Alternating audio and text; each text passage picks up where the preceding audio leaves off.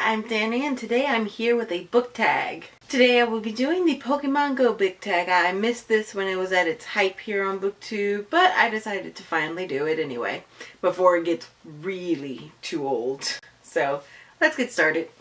First one is Starters, Started Your Love of Reading. And that would be Sex and the Single Vampire by Kate McAllister. It is the book that got me started reading, so it started my love of reading. Now, number 2 is Pikachu, an iconic classic, and I'm going to go with Pride, Prejudice, and Zombies. Pride and Prejudice I do like, but I actually like this one just a teeny bit more because it is Pride and Prejudice.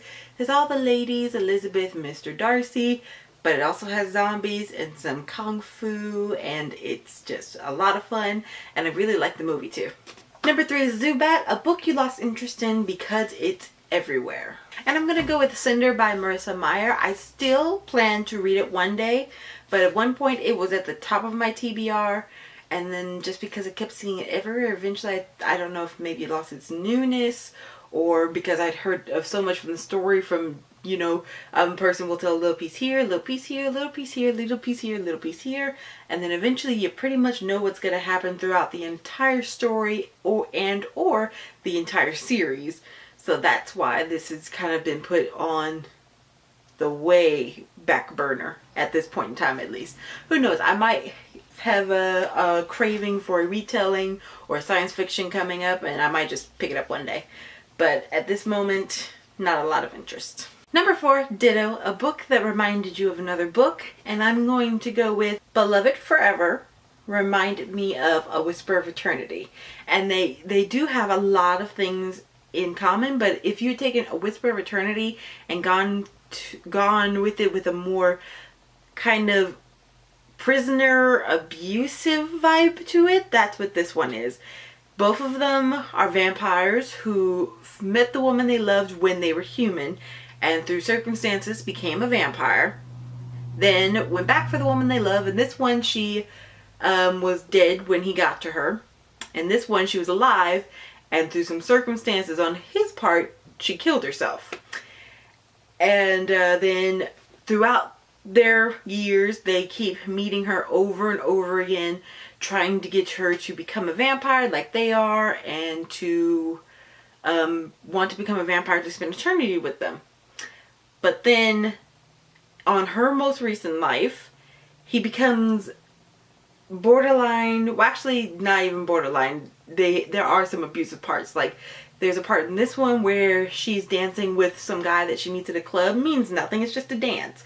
And when the guy tries to take her out of the club and she calls to him for help because that vampire is older than her, therefore he is stronger than she is, he turns around once he gets the guy off of her and slaps her so hard she flies across the room. Nothing like that happens in this one. So if you're looking for a vampire who meets their reincarnated love over and over again, I definitely recommend this one because it's a lot more healthy. This one is on the darker side, so if you're looking for something darker, Beloved Forever by...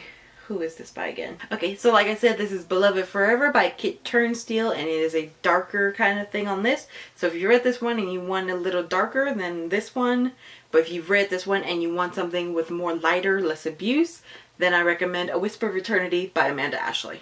Next is Snorlax, a book you have not read because book size or the series is too large. And I'm going to go with 2 series on this one. The Anita Blake series that's like, I don't know, 17 books long, the last I heard.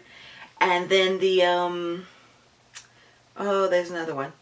I have not reread to, like, kind of complete the series of the Kristen Feehan's Dark series. So Kristen Feehan's Dark series is, again, another vampire, adult paranormal series about these vampires. There's 2 different kind of breeds of vampires. There are Carpathians, who are like the good vampires. And then there are the vampires, that they call them, which are actually Carpathian men who have decided to give up their souls for the thrill of the kill. But this series, the last I saw, was 27 books long. So I've wanted to reread it to, like, complete the series, but I'm just not willing to commit to 27 books. And it's still going. I think I stopped at book 12 or so, and that was like years ago. And I don't want to commit to that. I will still reread every once in a while my favorites, which I still have. I unhauled the rest of them, but I'm not willing to commit to 27 books right now. Number 6 is Gengar, a book that kept you up all night. And that is pretty much any Sarah J Maas book, so I believe that these two are the two I stayed up the longest, like getting completely bleary-eyed, so much to where I would read a sentence 4 times and I still would not understand what the heck it was trying to say, or even remember what it was trying to say in the morning. And that is Queen of Shadows and A Court of Mist and Fury. They are the hunkers physically wise, because the later books are more, the pages are more compact, and I think the wording is a tiny bit smaller, but these are the hunkers. I like read and I'm like, wait, what did that say? Read again, read again, read again. What? Okay, I must be real tired. Or even, I think on this one, I actually literally, because I think I was like laying down on my stomach and my head was getting closer and closer to the book, and then when I woke up, my face was just in the book the next morning. So yeah, any Sarah J Maas book are the books I stay up all night reading. Considering I work the night shift, so on my days off, I'm up all night anyway. But I believe at the time I read this one, I was still on the day shift, so I literally stayed up all night. Neo King and Nido Queen, your favorite OTP. Rowan and Aylin. Number 8, Rapidash, a fast-paced read. I'm going to go with Illuminate by Amy Kaufman and Jake Kristoff. I think there's like 100 or so pages where things are kind of slow because you're just kind of starting to build the plot. But once the plot once that tipping point hits, it is just non-stop until the end of the book. And I love that about it. I honestly did not expect to like this, because before this one I had read sci-fi twists on book, which I didn't really enjoy too much. So it was a real leap of faith getting this one, and I loved it. Number 9 is Youve, Won't Get Tired of Spinoffs. And I want to say, again, any Sarah J Maas book, but at the same time, I think I'd be iffy, especially depending on the characters and the ship, because there are some ships in both the Throne of Glass series and the ACOTAR series that I'm just not completely behind. Like, if it was a spin-off of Lucian and Elaine, I'd be iffy because I'm shipping Elaine with Azrael, even though Sarah J Maas has said that Azrael and Elaine have more of a brother and sister relationship, which is kind of breaking my heart. I don't think I could ship Elaine with Lucian unless something big happens in that spinoff, which I'm assuming will be the next ACOTAR novella. I don't know. So it depends on the character and the ship. There are certain characters who I would probably ship with anybody, like Moore. If there was a Moore spinoff where she found either someone she could be with or her mate, I'd be behind that 100%. Well, yeah, as long as it wasn't Nesta. I could not see those two together. Plus, Nesta's kind of, sort of, maybe with Cassian right now, so we'll see. Number 10 is Magikarp, a book that was surprisingly awesome. And I'm going to go with Stalking Jack the Ripper by Carrie Maniscalco. Again, this one I did not expect to like too much. I was willing to try it. I liked You and Hidden Bodies, and those were thrillers, so I figured, you know, maybe those weren't just like some one and off ones. Maybe I can try another thriller and like it. And I did. I really, really did. So much so that I pre-ordered the second one, and I like that one too. Next is Legendary, an overhyped book that you still have not read. Well, I can't say this one was overhyped, because from the reviews I've heard, people seem to like it. Some people say it was okay, but a lot of people seem to like it, but I still have not read it. So it's a very hyped book that I still have not read, and that is You Love to Hate Me by a bunch of people. These were prompts by booktubers who were given assigned an author. They kind of gave like maybe a brief summary of what they wanted in a story, and then the author went and wrote those stories. And these, I believe, are supposed to be from the points of views of villains. So yeah, a hyped book that I still have not read, but I've heard some good things, but I've also heard some okay things. Mew and Mewtwo, a collector's edition that you want. And the only one I can think of is like this beautiful black and red edition of Bram Stoker's Dracula that I want. But it's really expensive. So before I even think about buying it, I want to actually read the story. Like, I love the movie and I've read a whole bunch of fan fictions on the book, but I've never actually read the book itself. So I want to read that before I even buy the collector's edition. Pokéegg, a debut novel that you were excited for. Now this one is actually already out and I never even heard of it before. I was just kind of walking through the store and I ran across it.